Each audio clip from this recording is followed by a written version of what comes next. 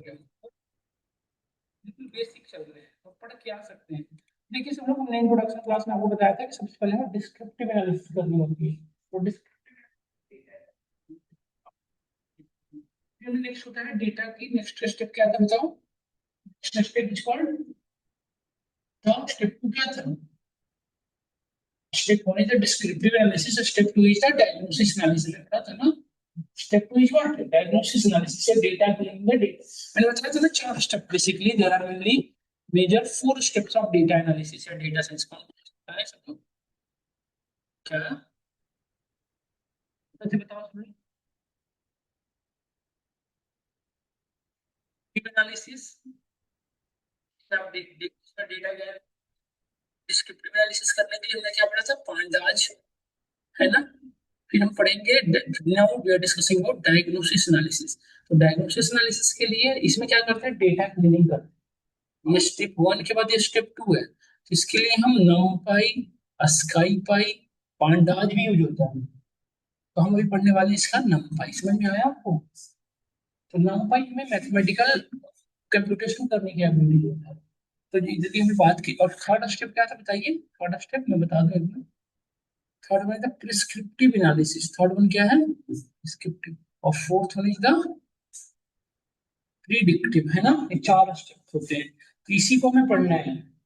Prescriptive में क्या करते हैं? हम डिफरेंट डिफरेंट चार्ट बनाते हैं। प्रिडिक्टिव एनालिसिस में क्या करते हैं? प्रिडिक्शन करते हैं चार स्टेप्स। हाँ, हाँ, इसमें हम पढ़ेंगे सीबॉर, मैटप्लोट्लिब, अब एक नया आया है प्लॉटलिब, है ना। प्रिडिक्शन में हम पढ़ेंगे मशीन लर्निंग और deep learning through cycle scalar, है ना। स्केलर, स्केलर लाइब्रेरी है पाइथन का, स्केलर में से इसको साइकिल लर्न के नाम से जाना है। सब पढ़ेंगे। तो अभी फिलहाल हम यहाँ पे हैं। हाँ, इसके बाद अभी मैं मूव कर रहा हूँ इसमें numpy। यदि बात करें व्हाट इज द numpy, तो हमारा आंसर क्या होना चाहिए कि numpy is the library of Python that help us to perform mathematical computation on our, है ना। जितनी मैथमेटिकल कंप्यूटेशन है उनको परफॉर्म करने के लिए हमें किसकी नीड होगी? क्लियर हो रहा है देखो। हाँ, बिल्कुल। अब देखो numpy की documentation, बस आप digital library of numpy, you can hear it, see carefully। इसको यदि आप थोड़ा सा देखिए क्या लिखा हुआ है। Nearly every scientist working in a Python and draws the power on numpy। numpy brings the computational power of language like C and Fortran। समझ में आ रहा है सबको? तो ये हमारे कुछ इंफॉर्मेशन है, तो इसको यदि ध्यान से देखो आप, तो ये मतलब बेसिकली यहाँ पे देखें आप ध्यान से कि numpy library of Python programming language, it help us to perform multi dimensional array. Array भी वर्क करने की एबिलिटी देता है, as well as it help us to work with large collection of high level mathematical function. देख रहे हो ना। तो numpy बेसिकली किसके लिए हेल्प करता है? मैथमेटिकल फंक्शन को परफॉर्म करने के लिए। इसके लिए डॉक्यूमेंटेशन ओपन करो, यहाँ पे जाकर ओपन कर लो, इसके बारे में से बता रखा है क्या कैसे यूज करना, देखो। हम्म, 1D 2D 3D एरे, अभी हम ड्रा करके दिखाएंगे।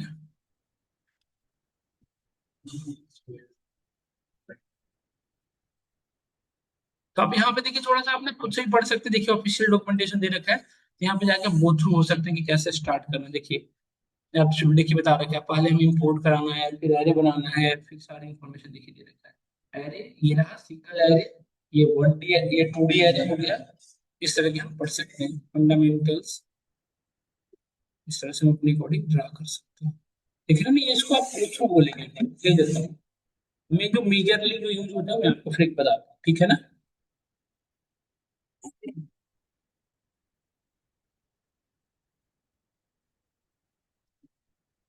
इसको पढ़ लेना एक बार तो आप। तो जैसे आप यदि लोकल मशीन में यूज कर लोगे तो सबसे पहले आप इसे यूज करना, पिप इंस्टॉल numpy। पहले ये लिखो तो सब लोग ये चला लेना। गूगल प्ले पे ये चलाने की जरूरत नहीं है। गूगल प्ले बता रहा है देखो रिक्वायरमेंट ऑलरेडी सेटिस्फाइड आ रहा है ना। हमें सिर्फ यहाँ पे numpy इंपोर्ट कराने की डेट है। एक बार आप गो थ्रू, गो थ्रू सब लोग डॉक्यूमेंटेशन जो भेजा हूँ ग्रुप में, उसको एक बार ओपन करके सब लोग एक बार गो थ्रू हो जाए, स्क्रॉल डाउन करके एक बार गो थ्रू करो। तो सब लोग एक बार करो, तो सब लोग करें प्लीज। हाँ, क्या है? मैसेज कर दो आप।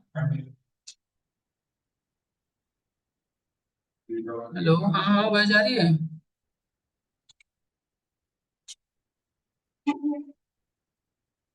हाँ हाँ, मैं कह रहा हूँ कि एक्सेल आती है ना। नहीं, बहुत अच्छे से तो नहीं है, बट बेसिक लेवल पे यदि आप अभी टाइम है इवनिंग तक का, कर लो स्ट्रॉन्ग, यदि पढ़ के थोड़ा कर सको तो।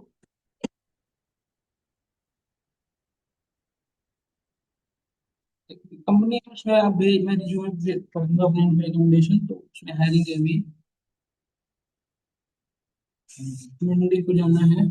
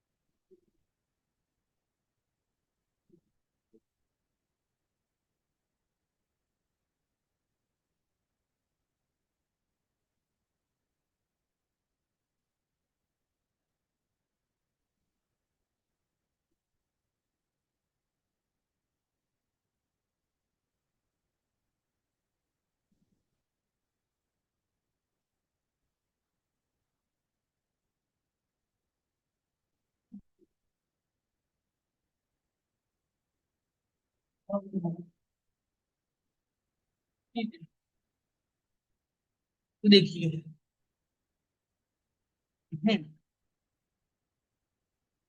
डिस्कस कर रहे थे, इससे आगे बताएं। लाइब्रेरी में इंपोर्ट कराने के लिए इंपोर्ट हमने करा लिया, देखिए।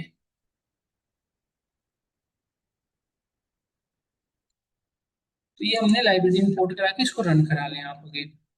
उसको रीस्टार्ट कर लें, हमने रन करा, देखिए इंपोर्ट नंपाई नंपी हो गया। अब नाउ वेरिएबल n1। अच्छा, हमें सेक्शन लोगों को आता है ना, तो एक्सेल तो पढ़ा था ना विषय।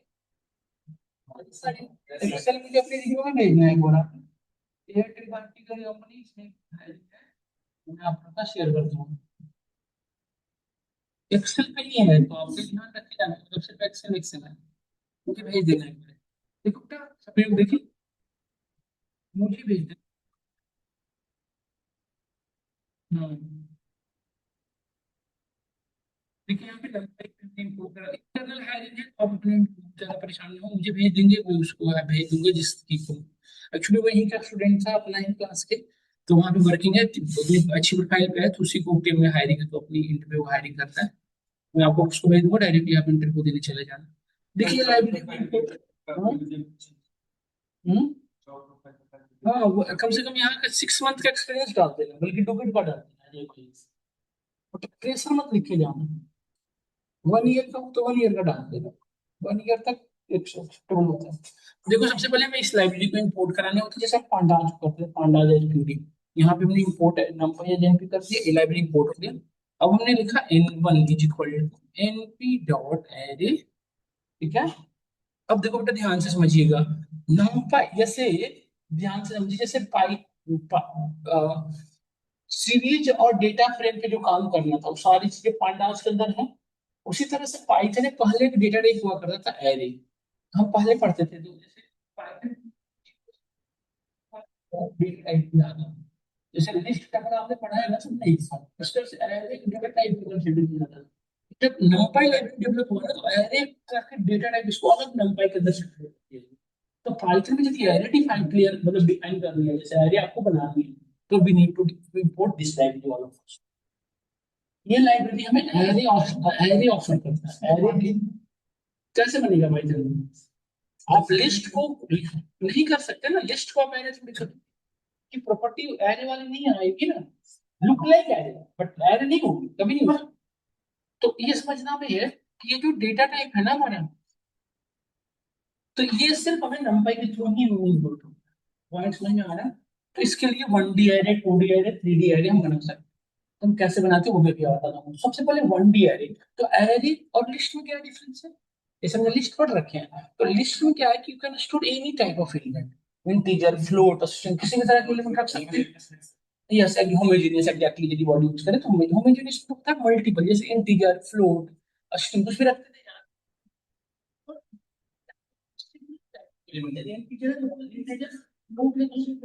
और यदि आप स्ट्रिंग रखते हो तो उससे मतलब सिमिलर एलिमेंट ही रख सकते हैं, ऐसा नहीं कॉम्बिनेशन ऑफ नहीं, ये डिफरेंस है। तो वही हम अभी डिस्कस कर रहे हैं, तो we are discussing about array. तो पहले मैं 1D एरे की बात, यदि आपको 1D एरे बनाना है तो you can simply use np dot array.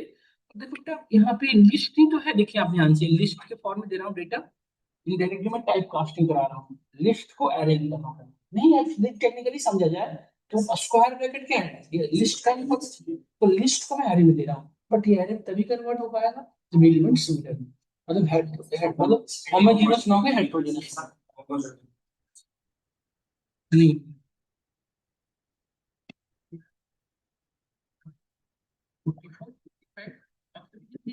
देखो है ना,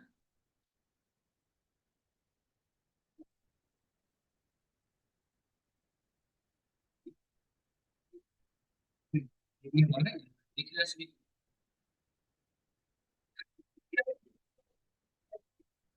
इसकी लिस्ट में क्या था कि पॉजिटिव इंडेक्सिंग करते थे जीरो से, और राइट साइड से क्या करते थे माइनस से। तो क्या इंडेक्सिंग वाला पड़ता है, देखो n1 of zero, exactly English जैसा ही वर्क कर रहा है। देखो n1 ऑफ जीरो पे क्या है, 12 है, मैं आउटपुट क्या आएगा यहाँ पे 12 देखना अभी, क्या दिक्कत है ये, देखो 12 आ रहा है।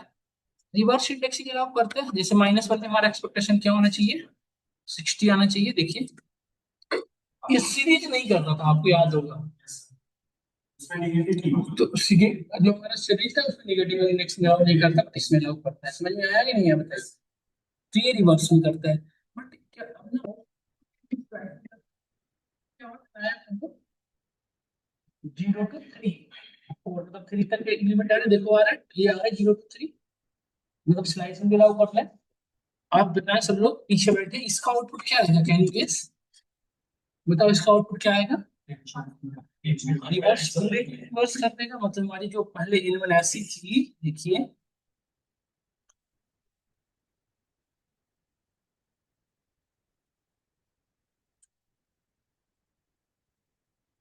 जो हमारी N1 ऐसी थी वो अब N1 ऐसी हो गई, देख रहे हो ना, उल्टा हो गया। मतलब लिस्ट वाली प्रॉपर्टी इसके अंदर एक्टिव है।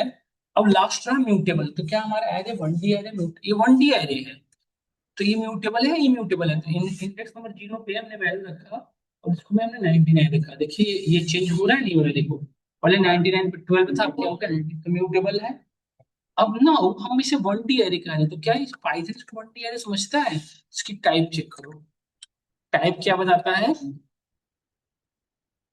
टाइप क्या बताता है हम सभी को? हाँ, टाइप डायमेंशन कैसे बताएंगे? क्या हम पाइथन सब लोग पढ़ के आए हैं? तो क्या हमें टाइप डेटा टाइप बताता है? क्या बताता है फिर? पाइथन क्या बताता था हम सभी को? क्लास था नेम ना।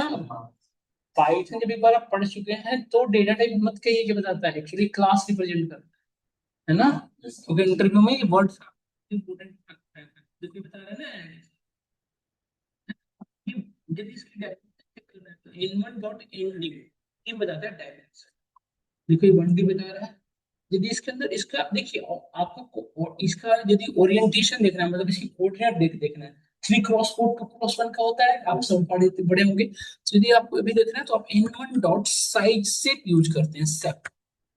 बट फिलहाल की 1D है तो कुछ ऐसे बता रहा है 11, तो मतलब नंबर ऑफ 11 है। इसको ना तो रो समझो ना कॉलम समझो, बट अभी फर्दर करते तो रो कॉलम बताता है, पहली जो वैल्यू होगी रो कॉमा कॉलम।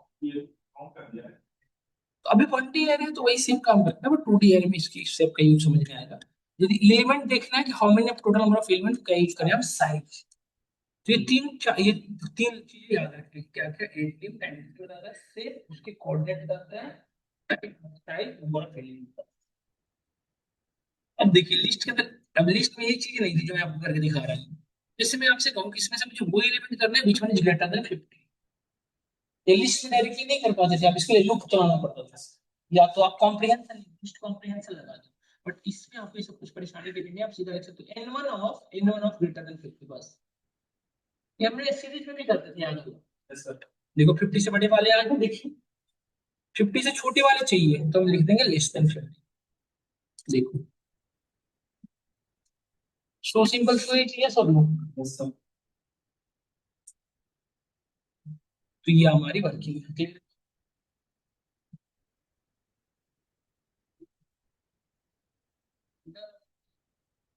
अब मैं कुछ चीजें और बताता हूँ, ये तो बात है, how to create 2D array.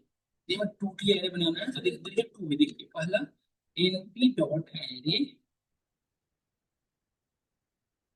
अब स्क्वायर ब्रैकेट, अब देखिए 2D एरे के अंदर होता है फर्स्ट सेकंड थर्ड, ऐसे रो वाइज बनाते हैं। देखिए हमने बनाया फर्स्ट 1 1 2 2 3 3, इसमें 3 एलिमेंट्स हैं। अब देखिए सेकंड वन 4 4 5 5 6 6, ये सेकंड देखिए, ये दो देखो यहाँ पे लिस्ट के अंदर दो लिस्ट है, इस दोनों का नंबर ऑफ एलिमेंट्स है, ये ध्यान रखना पड़ेगा, ऑर्डरिंग सेम होती है।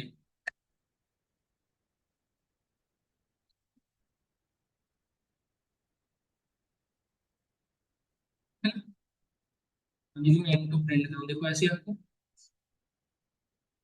समझ में आया? यहाँ पे यदि 3 लास्ट में हुआ तो क्या समझोगे, 3। ये स्क्वायर ब्रैकेट के भी यहाँ पे डायमेंशन डिसाइड होता है। तो कितने भी यहाँ पे देख रहे हैं, तो इसकी डायमेंशन चेक करो तो n dot and, n2 dot and, देखो बता रहा है, ये क्या बता रहा है डायमेंशन, समझ में आ रहा है ना? तो अब देखिए, अब यदि मैं यहाँ पे सेफ चेक करूँ बेटा, तो अब सेफ क्या बताना चाहिए बताओ, इसमें नंबर ऑफ रो कितने बताओ, 4, कॉलम कितने, 3। तो रो कॉलम बताता है, तो आप अभी बताएगा 4,3, देखिए ये 4,3, इसके एलिमेंट्स कितने टोटल बताओ, 12। तो अब यूज करेंगे एंड साइज।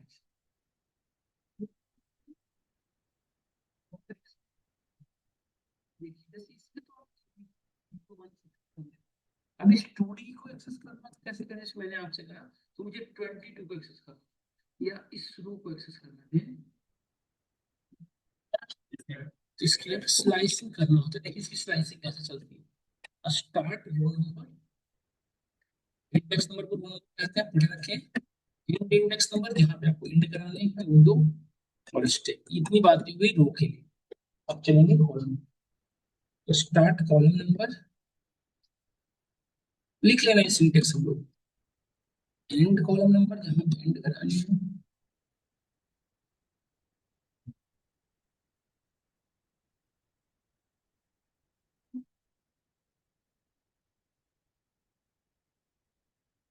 And to.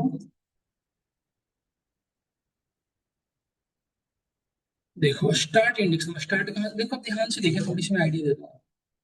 क्योंकि उसकी रो ना, row number zero, row number one, row number two, row number three, column number zero, column number one, column number. मैंने कहा कि मुझे ये एलिमेंट एक्सेस करना है, लेट्स से मैंने कहा आपसे कि मुझे ये एलिमेंट एक्सेस करना है, ये वाला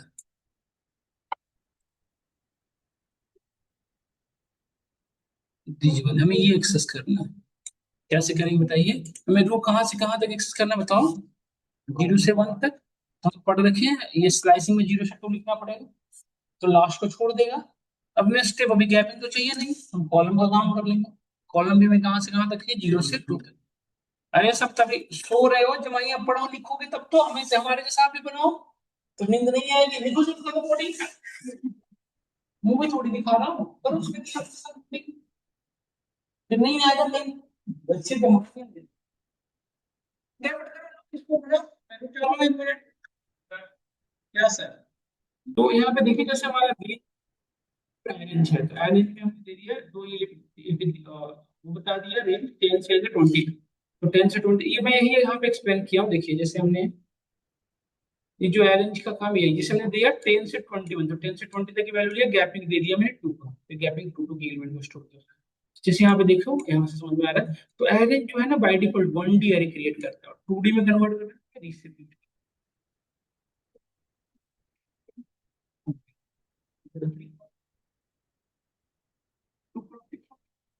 जैसे मैंने ये चेंज किया इसमें, तो यहाँ पे 12 एलिमेंट का दो, 12 नंबर का 12 नंबर एलिमेंट्स का हमने 1D एरे बना, उसको रिसिप्ट ही बदल डायरेक्टली अब यहाँ पे कर सकते हो। यहाँ पे दो हमने एरे एंड 2D एरे बना दिया फटाफट, इन दोनों के आउटपुट ही आगे कर लिया आप लोग।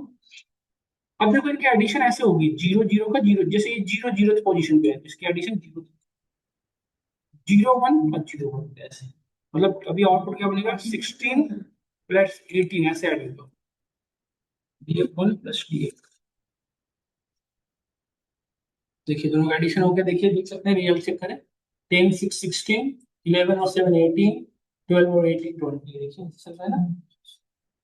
इसको एक तरीका और है, जैसे मल्टीपल होता तो कैसे, तो कैसे ऐड करते हैं, जैसे डीएफ जैसे वन वन में करके लिख जाते हैं। या यदि आपको इनबिल्ट लाइब्रेरी यूज करना है, तो आप यहाँ पे लिख सकते हैं np dot add DF comma DF, वही सेम आउटपुट है, डीएफ थ्री डीएफ फोर ऐसे लिखते चले जाओ, ऐड करते हैं। काम ये नहीं करेगा, फोर का डिफरेंस क्या आ रहा है देखो, 16, देखो यहाँ पे आउटपुट देखो, 10 माइनस 6 4, 11 माइनस 7 4, 12 माइनस 8 4, ये 4 4 बना लिया, सबको देखना है। इसको माइनस करना है, यदि आप इनबिल्ट के थ्रू माइनस कराना है, तो NP dot subtract DF one comma DF two, इन दोनों का सबट्रैक्शन हो गया, इनको जीरो जीरो जीरो, अरे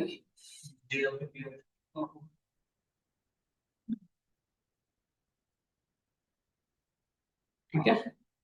मल्टीप्लाई करना तो ये सेम काम समझ में आ गया होगा, डिवीजन करना तो सेम काम।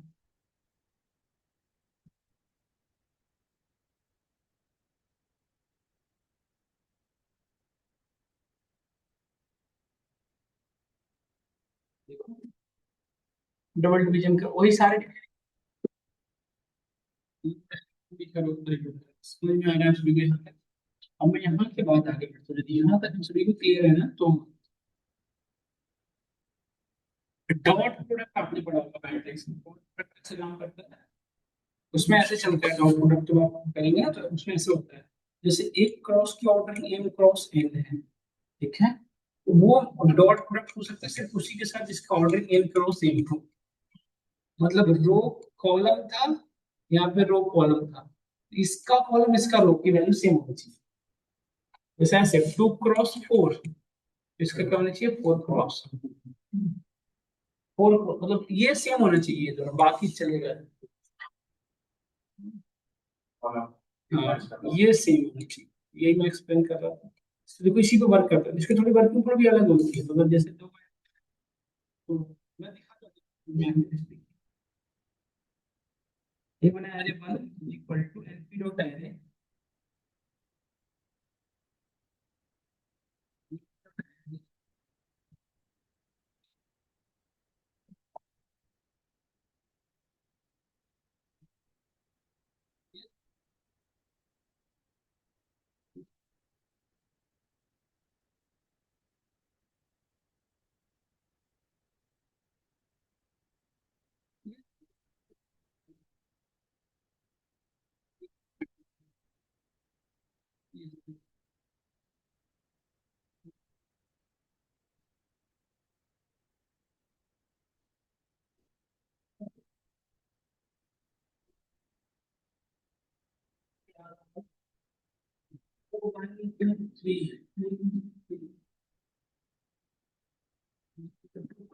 चाहिए ना, 2+3 कैसे लिख दिया मैंने, वो भी तो यूनिट हो रहा है, देखिए देखिए हो गया ना।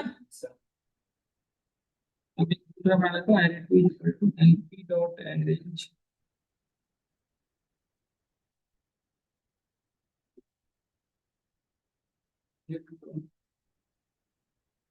क्या हो गया, तो सोया नहीं क्या घर पे बढ़िया सा। ओहो, 2 को 3 क्यों लिख रहे हैं बार।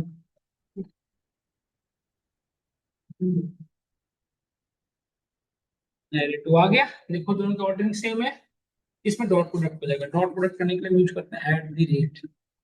देखो ये कैसे काम कर रहा है, आप मुझे एक्सप्लेन करो तो एक बार, सब लोग देखते हो।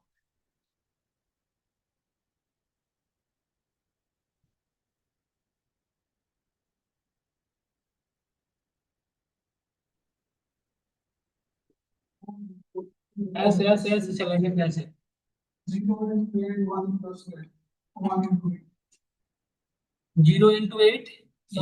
0, और 1 × 10 10, तो 0 + 10 10 आ गया। अब इसका इससे 0 × 9 0, 1 × 11 11, तो यहाँ पे आप उठा लें। अगली बार इसका इससे, इसका इससे। देख, तो ऐसे इसका आउट हो रहा है, समझ में आया। ये था dot।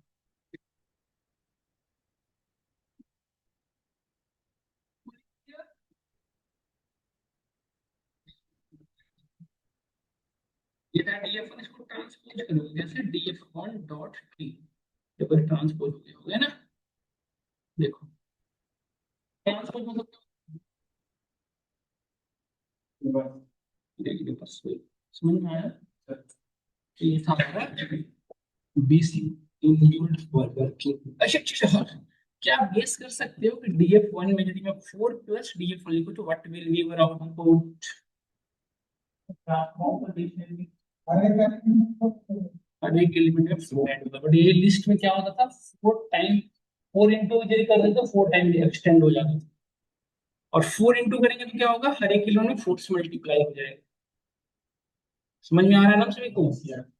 ये लिस्ट में नहीं होता था, याद करिए, उसकी वर्किंग अलग है बिल्कुल। अब यहाँ तक हो गई, अब मैं कुछ और चीजें बताता हूँ। जैसे ना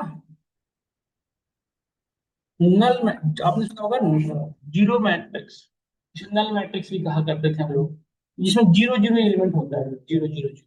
तो कैसे बनाएंगे, इसके n1 इज इक्वल टू, जिसमें जीरो जीरो सिर्फ रखना है, हमें पता है ना इसमें क्या है zero zero, NP dot zeros. और यदि आपने 6 लिखा तो ये 6 वन डी एरे बनेगा, जिसमें नंबर ऑफ एलिमेंट कितने होंगे 6 है ना। जिसको यदि इसको रिसेव करना चाहते हो बेटा तो 6 एलिमेंट है। हाँ, इसका डिफॉल्ट फ्लोट में आता है, हम इसको चेंज कर सकते हैं, हम बताते हैं अभी। 4 3, तो अब क्या हो गया ऑर्डर 4 रो, 4 रो कॉलम कितने 3, देखो आगे यदि इसको इंटीजर में चाहिए आपको तो T type is equals to integer में आ गया। और आप लोग बताना यदि मैं बोल्ड किया तो आउटपुट क्या आएगा। अभिषेक नहीं, जीरो तो नहीं, बोल्ड डेटा टाइप का जीरो का क्या होता है, फॉल्स ना। तो पूरे में फॉल्स फॉल्स फॉल्स लिखा हुआ है। आया समझ में। इसी तरह से वन, जीरो को पाइथन फॉल्स समझता है, बाकी सभी वैल्यू को ट्रू समझता है। जीरो और ब्लैंक स्ट्रिंग को फॉल्स समझता है पाइथन। np डॉट वंस, इसमें लिखा सिक्स, देखो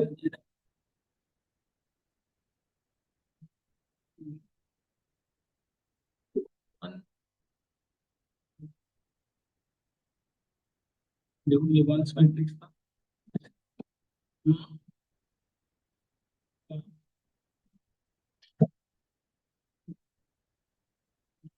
पता है ना, एक आइडेंटिटी मैट्रिक्स होता है, एक होता है नल मैट्रिक्स, तो उसमें से एक है ये। देखिए आ गया। और यदि बोल्ड करूंगा तो क्या आउटपुट आएगा, ट्रू ट्रू ट्रू। समझ गए ना। अब कभी कभी होता है रैंडम नंबर जनरेशन, यहाँ तक तो बहुत अच्छा था, समझ में आया। रैंडम नंबर जनरेशन करते करेंगे। इसे देखिए, अब सिर्फ यदि जीरो से वन के बीच के रैंडम नंबर बनाने हैं, तो आप लिखेंगे NP dot random, random dot random, random dot, zero से वन के बीच का फिर बनाएगा। जीरो से वन के बीच का देखो आ रहा है ना, दोबारा चला है, फिर दोबारा चला है, देखो। यदि पांच लिख देंगे तो क्या आएगा, पांच नंबर ऑफ एलिमेंट्स।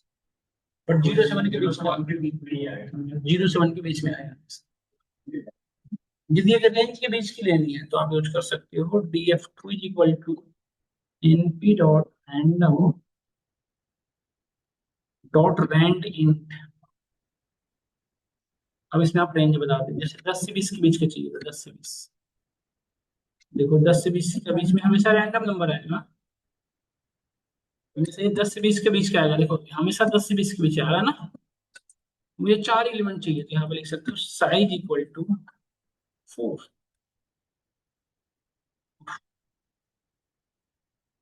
देखो जितनी बार चलाओगे हर बार अलग अलग, है ना। तो ओटीपी वेरिफिकेशन इसी से होता होगा नहीं, ओटीपी ओटीपी वाला जो वेरिफिकेशन होता है इसी से होता है। तो हम क्या है, ओटीपी के लिए क्या लिखेंगे, NP dot random dot rand int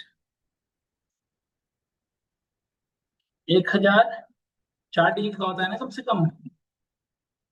1000 से लेकर 9999 तक चार डिजिट के बीच का चाहिए, कितने चाहिए, लेट से दो, दो चाहिए, तो हमने दो लिख दी।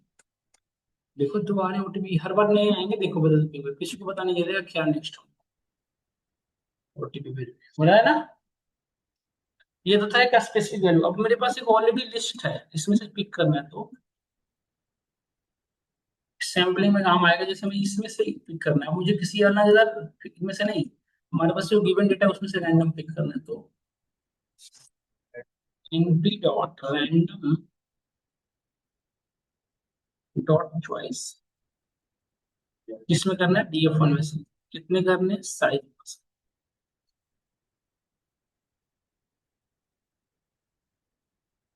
जब भी लूप चला देखो पांच,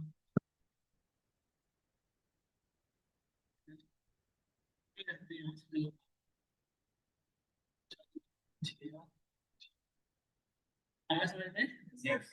कल लंबाई खत्म करके हम मैटप्लोट्लिब में चलेंगे। ये था 2D एरे का वर्किंग, क्लियर। ऑनलाइन स्टूडेंट अपनी चैट बॉक्स में नेम विद आईडी मैसेज कर दें जो लोग नहीं हुए, ठीक है। कल आएगी